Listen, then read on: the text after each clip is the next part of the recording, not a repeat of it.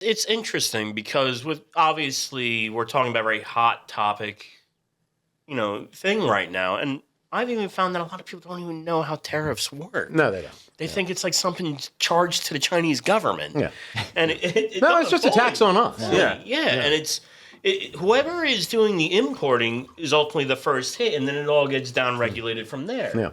And this is not anything particularly new in its broad spectrum. It's kind of new, but pretty much everybody since Reagan has done some degree of more pointed tariff wars, like 87, the 100% taxation on Japan. Yeah. It's trying to deal with the Japanese auto industry at the time. Protectionism. The EU thing in 1993 with the whole banana thing. And even then, Trump recently had a speech or a media availability or whatever, where he said from 1797, I'm thinking, to 1913, they were using tariffs. And it's like, and we had so much money, we didn't know what to do with it. We had to open up a whole new branch of government or a Let's new all agency. just go back to the 1800s. Everybody. And I thought it was poignant because I'll probably be bringing this up a few times for as long as we're talking about tariffs.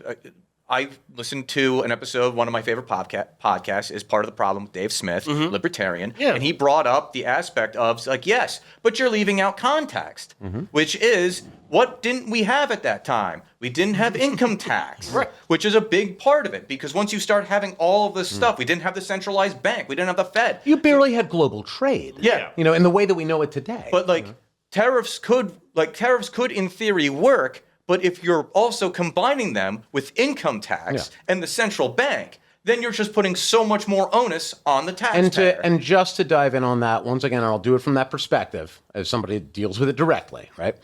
It is a tax. Yeah. The tariff is just that's the nice name that they're using right now for those who are pushing it.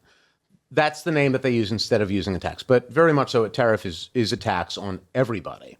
And it's a blanket tax because everything that I bring in that people want, otherwise I wouldn't be selling it, everybody that I interact with besides the initial factory, everybody else is an American, right? And when the cost of the product doubles, I have to pass that on to some degree. Yeah. It's I'm not doing this podcast because I'm some fucking billionaire. It's we're all just everybody that I'm working with, that I'm getting by with, that I'm selling to is basically just a regular working class American.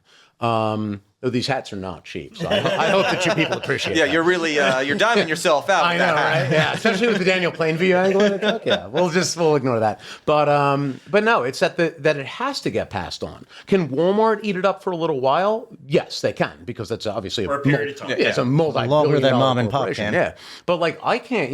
Or basically we've been getting and also because there was no grace period with it. Which the gist of that is just that. It was stuff that I had already ordered that wasn't even here yet, but I paid for it.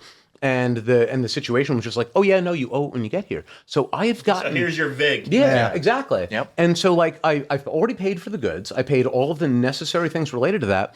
And then UPS brings it to the doorstep. And then I get a bill from the federal government that's oh, by the way, you owe me $5,000. And that goes right into their pocket, right? But I have to pass on that $5,000 that I paid to the federal government to the other small businesses that I work with and to the consumers that I deal with directly. And it's not instantaneous. All this stuff is ripples. Yeah. It continues exactly. on for time. It's gonna catch up in a few months. I know that it will, because that's a thing that I'm very much so dealing with right now. How does that work if it doesn't get delivered? Do you still have to pay it then? Of course you do, yeah. Of course you do. Brought it in. Yeah. Well, as far as the government's concerned, you owe them that money. Yeah. Back in the day, I used to have to deal with this a lot. A lot of people get cigarettes from Europe.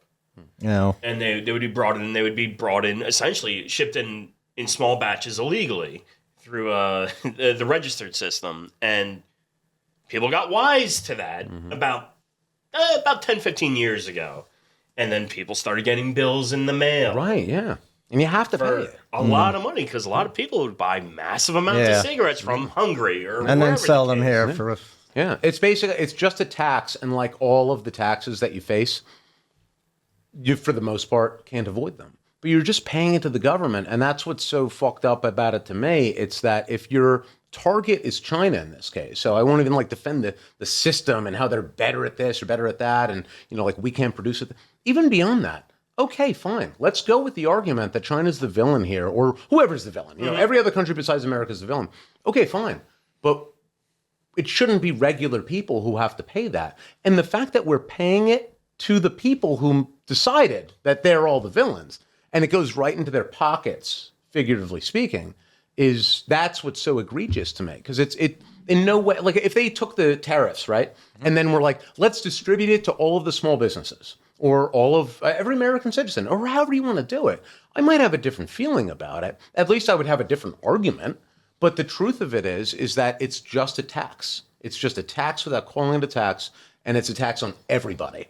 And that's egregious to me in a country where there's so much, first of all, so much wealth in the first place, but that it's not equally distributed. Yeah, there's no accountability as to where it's going. It's just a big sump lump of money that is just like, oh, government gets it. Yeah, and then where does it go and what does it do? It goes to the federal government, and then they get to decide whether it be a Republican or a Democrat where that gets spent. And I don't know of a single American that trusts either party to handle the tax money that they get, the trillions of dollars that they receive, and to do what any of us think should be done with it. Well, and what really should be done with it, the whole point of doing this would be to pay back the debt. Because our debt is in the trillions. Our interest on the debt. Sweet summer child. I'm just riling you up. The interest on our debt, I think, is either 1 or 2 trillion. Yeah. So even when we start to pay into the principal of our debt, we still are accruing it's the debt, at least $1 trillion. The amount of the debt payment that the government has to make every year is around 20% right now of their gross income. So it's increasing, which is a thing that has been observed to happen in developed countries. So it's a very serious problem that no one will address. Yeah. And that's, sorry, go ahead. No. Just to kind of like round us out towards the end of this is like a lot of people don't even realize, like, you have bell peppers year round. Yeah. That doesn't come from the United States. Yeah. If like most of our construction lumber comes through Canada. Yeah. For myself to wrap up on it, it's that I do get the basically the America First argument. Let's put it that way. Right? And I'm an American. Of course I feel that way. At the same time, I do try and have like the humanist approach. Like I do get that everybody else in the world is a person too, and they need to make money and they need to eat. And I don't sit here, doing a podcast in America wearing a hat that probably cost me $30 for fun, and be like, man, those people in Thailand are really stealing from me because they're very poor. But I do get the argument as to, no country wants to be stolen from collectively. But I also don't like how our government under any presidency handles this type of thing. And in this case, the way in which this was at the very least rolled out is harmful towards small business owners, definitely, more so than it is towards Walmart.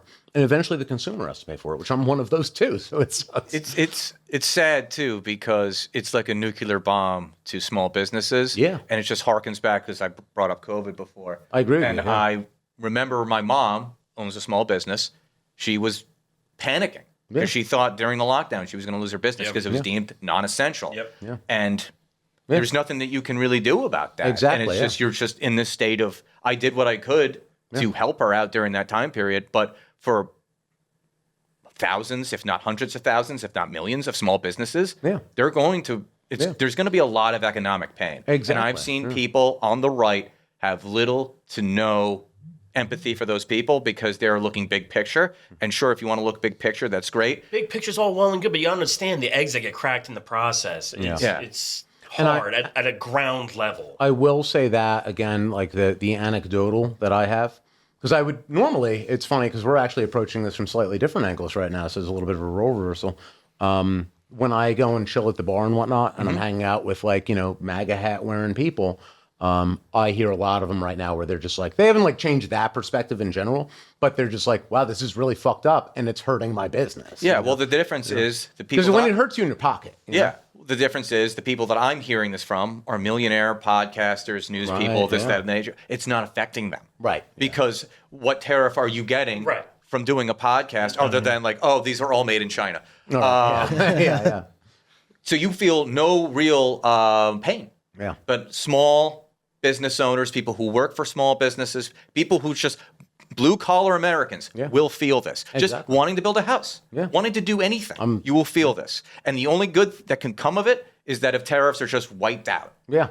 But that With China, who knows? And my big concern, and we don't have to delve into this now because it's too depressing to think of, when you have a tariff war with somebody, guess what's knocking on the door after that? Yeah. And no one, not China, not the United States, wants that to happen. Exactly. I'm against any sort of war. I'm against the war against fucking Iran. Yeah. I especially don't want to fight China. No. So I think that's all. I'm hoping for the best, but as the Navy taught me, you also expect the worst. Yeah. All right. Those penguins will pay up. We didn't even talk about the tariffs on penguins.